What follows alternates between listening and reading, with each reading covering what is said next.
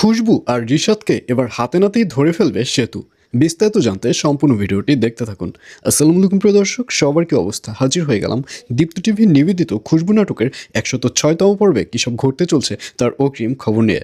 Alright, এই পর্বটি আরও বেশি ইন্টারেস্টিং হতে চলছে, কারণ গত পর্বে আপনারা তো দেখতেই পেরেছেন যে রিশাদ চা নিয়ে খুশবুকে অফার করছে চা খাওয়ার জন্য, এবং এক পর্যায়ে খুশবুকেও দেখা যাবে সে দৌড়ে রিশাদের কাছে চলে যাবে এবং তারা যে গেস্ট রুম রয়েছে সেখানে দুজন মিলে চা খাবে। আর ঠিক তখনই ওখানে সেতু এসে হাজির হবে। সেতু বলবে, কী ব্যাপার খুশবু, ফ্যাক্টরিতে কত কাজ পড়ে আছে আর তুই এখানে এসে একান্তে চা খাচ্ছিস? আর এই কথা শুনে খুশবুকেও দেখা যাবে সে ওখান থেকে বেরিয়ে আসবে। খুশবু বলবে, আসলে আমার মনে ছিল না যে কালকে প্রোডাক্টগুলো সেল দিতে হবে। আর ঠিক তখনই সেতু রেগে যাবে।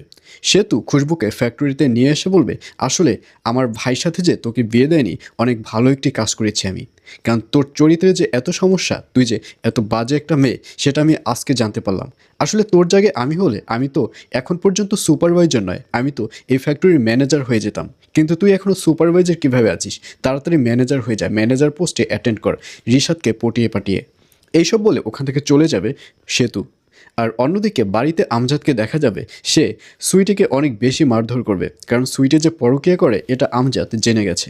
এবং এক পর্যায়ে সুইটিকে বলবে, তুই যে এত ভালো মানুষ সেটা আমার জানা আছে, ফার্দার যদি তুই সেতুর সামনে মুখ খুলিস যে আমি হচ্ছি তোর হাজব্যান্ড, তাহলে কিন্তু তোর মুখ ঘুরিয়ে দেব। আর এই কথা শুনে সুইটিকেও দেখা যাবে সে আর ভয়ে মুখ খুলবে না। আর এছাড়াও থাকবে আরও আশ্চর্য সকল ঘটনা। সুতরাং সবাইকে খুশবু নাটকের 106তম পর্ব দেখার আমন্ত্রণ রইল।